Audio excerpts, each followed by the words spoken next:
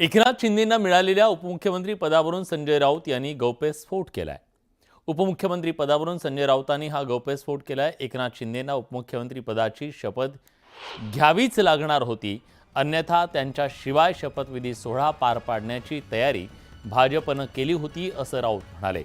सरकारमध्ये आमची माणसं आहेत असा गौप्यस्फोट त्यांनी केला। दरम्यान राऊतांनी केलेल्या आरोपांवर शिवसेनेच्या संजय शिरसाट यांनी टीका केली आहे। राऊतांच्या बोलण्याला काहीही किंमत नाहीये, ते महायुतीत मिठाचा खडा टाकण्याचा प्रयत्न करतायत, तसंच कधी शपथ घ्यायची हे ठरलं होतं असंही शिरसाट यांनी स्पष्ट केलं।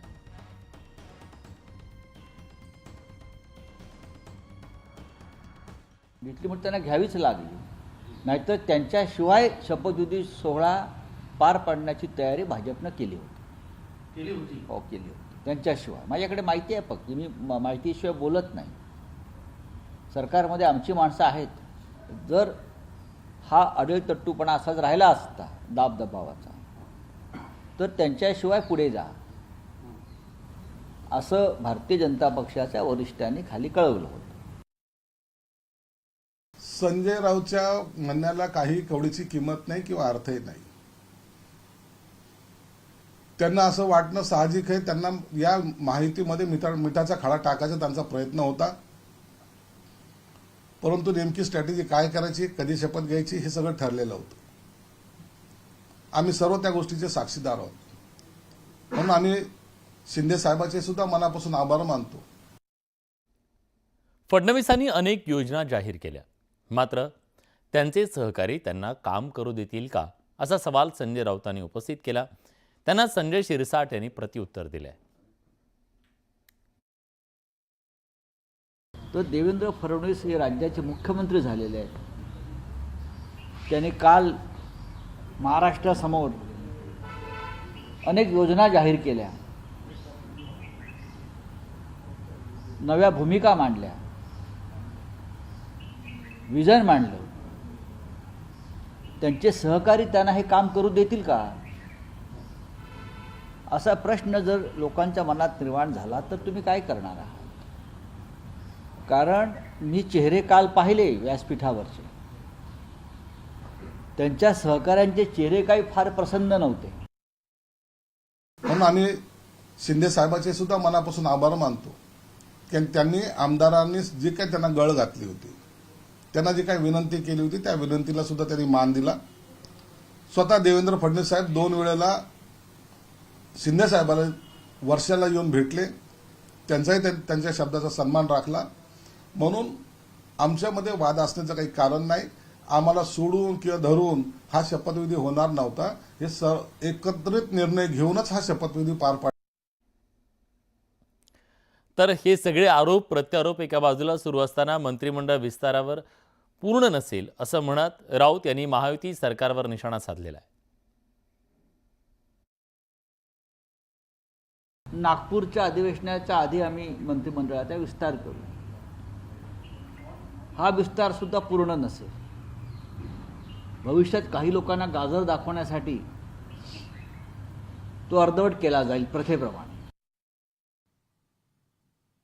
11 किंवा 12 तारखेला मंत्रिमंडळाचा विस्तार होईल असं सुतोवाच देवेंद्र फडणवीस साहेबांनी स्वतः केलेलं आहे। म्हणून आता जास्त कालावधी लागणार नाही। ही शपथविधी केव्हा, कुठे आणि कधी घेतल्या जाईल या संदर्भामध्ये लवकरच घोषणा होण्याची शक्यता आहे। मंत्रिमंडळामध्ये कोण असेल कोण नसेल याचा निर्णय सुद्धा त्या पक्षाचे नेते हे घेणार आहेत।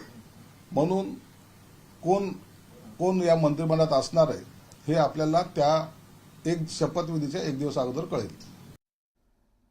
महायुतीच्या अंतर्गत भांडणात पडायचं नाही, काँग्रेसला त्यांच्या भांडणात पडायची काही गरज नाही असं मत नाना पटोलेंनी व्यक्त केलंय। महाराष्ट्राचा विकास महाराष्ट्रात व्हावा असंही नाना पटोले म्हणाले। कोणाचे चेहरे मुरझवलेले आहेत, कोणाचे हसरे आहेत, त्याच्यामुळे ते दिसतं तुमच्या मीडियामध्ये, पण मला पडायचंच नाही। आम्हाला काँग्रेसला त्या कोणाच्या लाथाड्यांमध्ये पडायचं नाही। महाराष्ट्र हे प्रगत राज्य व्हावं, महाराष्ट्र आता सुसाट पडणारं राज्य होणार असं त्या ॲड काल मी पाहत होतो। आता सुसाट गुजरातकडे गेलं नाही पाहिजे एवढेच अपेक्षा आहे. महाराष्ट्रातला विकास महाराष्ट्रामध्येच झाला पाहिजे एवढंच आमचं मत आहे.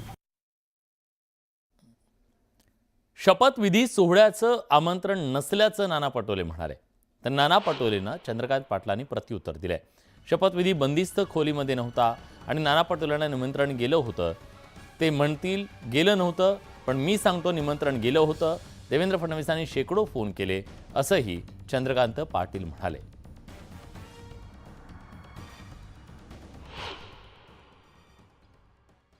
निरोप कोणाला दिला त्याची माहितीच आम्हाला नाही.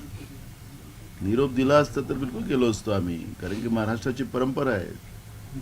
कारण मी देवेंद्रजीचं ऐकत होतो की मी शरद पवार साहेबांना आणि उद्धव ठाकरे साहेबांना बोलवलं होतं. आम्हाला तर कधी बोलवलं नाही, त्याच्यामुळे तो इश्यू आमच्यासाठी लागू होत नाही. मुळात हा शपथविधी बंदिस्त खोलीमध्ये नव्हता, पण नाना पटोलेंसारखे एका पक्षाचे अध्यक्ष आहेत त्यांना निमंत्रण जायला पाहिजे होतं, ते गेलं होतं. आता नाना म्हणतील नव्हतं, मी म्हणतो गेलं होतं. स्वतः देवेंजींनी जवळजवळ शेकडो फोन केले, पण असे जे पवार साहेबांसारखे, नाना पटोलेंसारखे, उद्धवजींसारखे, राजसाहेबांसारखे महाराष्ट्र घडवण्यामध्ये ज्यांचा सहभाग आहे अशा सगळ्यांना माननीय देवेंद्रजींनी फोन केले, निमंत्रण दिलं. मुंबईमध्ये शनिवारपासून विशेष अधिवेशन बोलवण्यात आलंय. त्यात